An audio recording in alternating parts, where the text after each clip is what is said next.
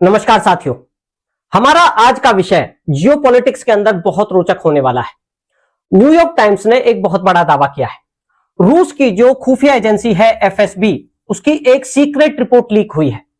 उस secret report में रूस चीन को अपने दोस्त की तरह नहीं देखता, बल्कि चीन को एक खतरे के रूप में देखता है।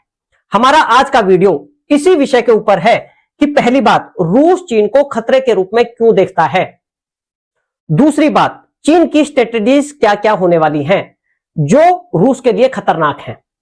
तीसरी बात, रूस एक महाशक्ति है, रूस एक मिलिट्री पावर है, फिर भी वो चीन के अगेंस्ट इफेक्टिवली काम क्यों नहीं कर पा रहा, उसकी क्या क्या लिमिटेशंस हैं। हम ये सारी बातें इस वीडियो में कवर करने वाले हैं। इसके साथ साथ भारत के लिए इस विषय में क्या है, भारतीयों को क्या संदेश इस टॉपिक से मिलता है जो उसे भविष्य में ध्यान रखने की जरूरत है। तो सबसे पहली बात देखिए, जो रूस के मन में चाइना के प्रति जो डर है वो क्या है, वो जो खतरे हैं वो किस तरीके के हैं। सबसे पहली बात, जो चाइना का जासूसी तंत्र है वो रूस में बहुत व्यापक रूप से फैला हुआ है। यानी कि जो उसका जासूसी तंत्र है वो चीन की हर एक एक्टिविटी पे, खासकर जो डिफेंस रिलेटेड एक्टिविटीज हैं, वो उस एक एक एक्टिविटी पे नजर रखे हुए हैं। जो रूस के साइंटिस्ट हैं, डिफेंस एक्सपर्ट्स हैं, जो रूस की मिलिट्री टेक्नोलॉजी है, उसका डेटा रूस को लगता है कि चीन के पास है। यानी कि चीन की जो कंपनियां हैं, चीन की जो एजेंसीज हैं, या फिर चीन के जो जासूस हैं, वो उस चीज पर काम कर रहे हैं। रूस का यूक्रेन के साथ जो युद्ध चल रहा है उसे भी चीन एक लाइव लेबोरेटरी के रूप में देखता है। यानी कि वो बहुत नजर रखे हुए है कि युद्ध में रूस क्या क्या कर रहा है, क्या क्या टेक्नोलॉजी यूज कर रहा है, क्या क्या स्ट्रेटेजीज यूज कर रहा है। तो वो जो जासूसी तंत्र है वो रूस अपने लिए एक खतरा मानता है।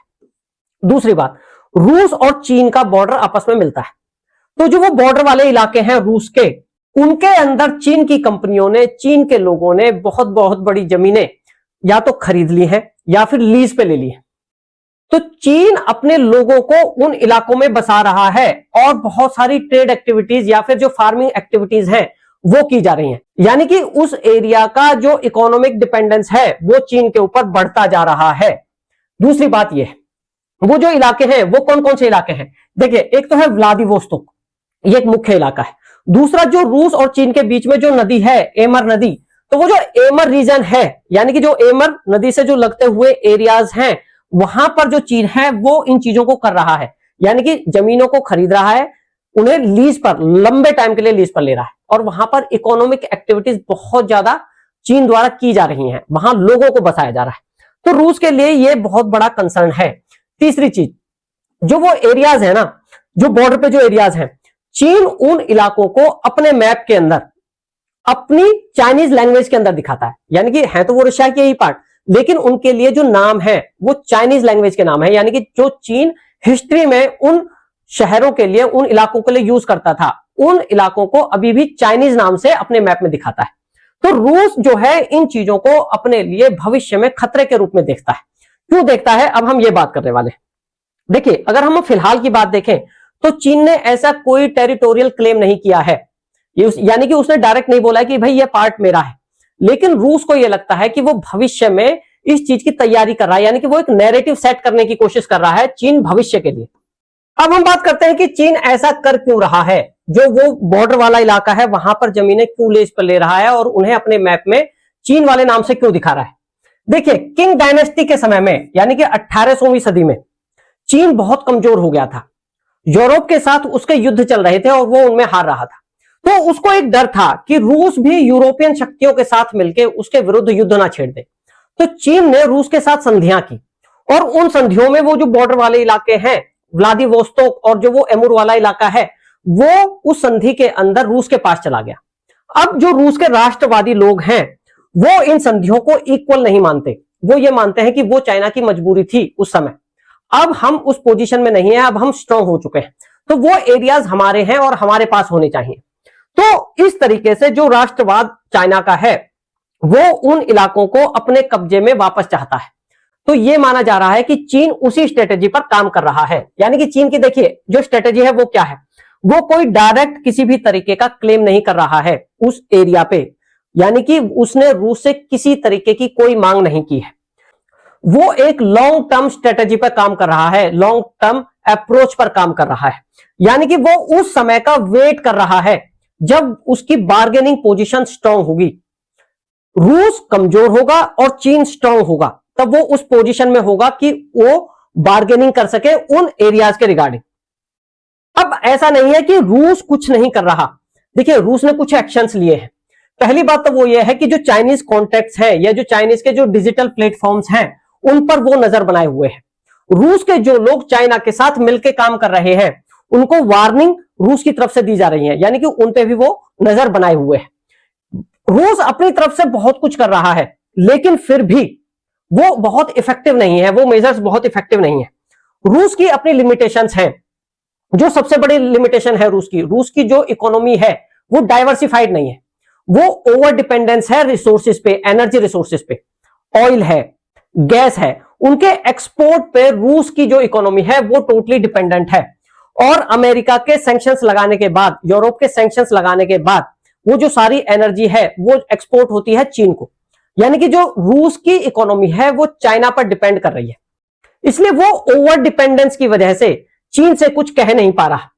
दूसरी बात, रूस ने मिलिट्री पर बहुत ध्यान दिया है, हथियारों पर बहुत ध्यान दिया है, मिसाइल्स पे बहुत ध्यान दिया है, पर उसने अपनी डेमोग्राफी पर ध्यान नहीं दिया। बॉर्डर्स में जो डेमोग्राफी है, जो वहां की पॉपुलेशन है रूस की, वो बहुत कम है। वहां जो इकोनॉमिक एक्टिविटीज हैं वो बहुत कम है। पहली बात, वो बहुत कम पॉपुलेटेड है, वहां इकोनॉमिक एक्टिविटीज बहुत कम है। वो जो बॉर्डर वाला इलाका है वो जो मेन रूस है उसके साथ बहुत ज्यादा कनेक्टेड नहीं है।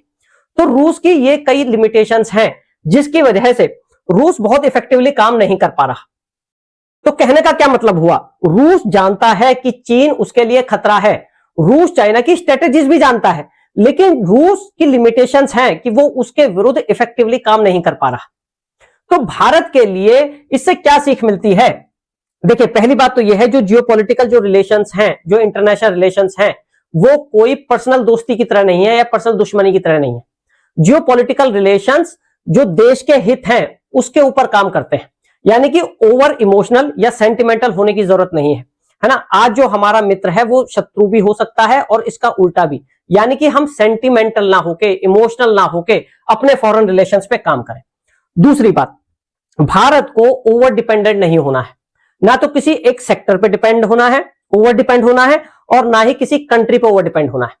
जैसे कि देखिए, जो रूस है उसकी ऑयल इंडस्ट्री या फिर गैस इंडस्ट्री, यानी कि जो एनर्जी इंडस्ट्री के अलावा रूस ने उस तरीके से काम नहीं किया। तो भारत का चाहे वो आईटी सेक्टर हो, फार्मा सेक्टर हो, टेक्सटाइल सेक्टर हो या फिर एग्रीकल्चर हो, भारत को सभी सेक्टर्स पे काम करना है, किसी एक सेक्टर पे ओवर डिपेंडेंट नहीं होना। दूसरी बात, भारत को ना रूस पे ओवर डिपेंडेंट होना है, ना फ्रांस पे ओवर डिपेंड होना है, ना इजराइल पे डिपेंड होना है। यानी कि भारत को डिप्लोमेटिकली सभी देशों के साथ रिलेशंस रखने हैं। ऐसा ना हो कि ओवर डिपेंडेंस की वजह से युद्ध के समय वो फंस जाए। तीसरी बात जो इसमें सीखने वाली है, केवल मिलिट्री पावर से बॉर्डर्स को सिक्योर नहीं किया जा सकता। देखिए, मिलिट्री पावर बहुत अच्छी बात है, बहुत जरूरी चीज है, लेकिन उसके साथ साथ किसी भी देश को और कई सारे काम करने होते हैं। जो बॉर्डर एरियाज हैं वहां की जो पॉपुलेशन है, पहली बात तो वो पॉपुलेटेड होना चाहिए, वो एरिया खाली नहीं होना चाहिए।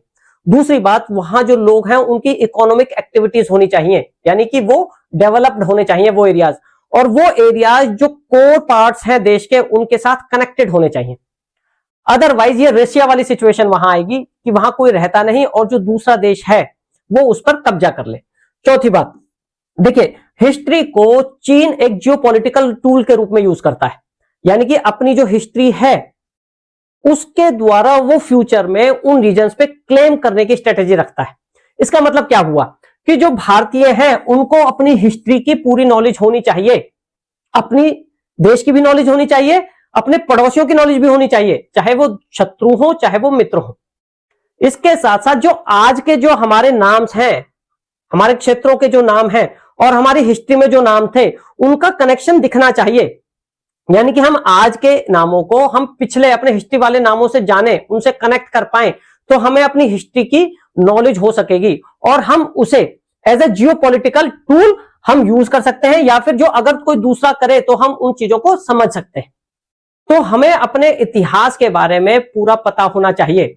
और अगर मैं एक ओवरऑल टेक अवे की बात करूं तो जियोपॉलिटिक्स के अंदर अगर रूस और चीन जो बहुत अच्छे मित्र ऊपर से दिखते हैं, अगर वो भी एक दूसरे पर ट्रस्ट नहीं करते, तो इसका मतलब यह है कि जियोपॉलिटिक्स के अंदर किसी के ऊपर ट्रस्ट नहीं किया जा सकता।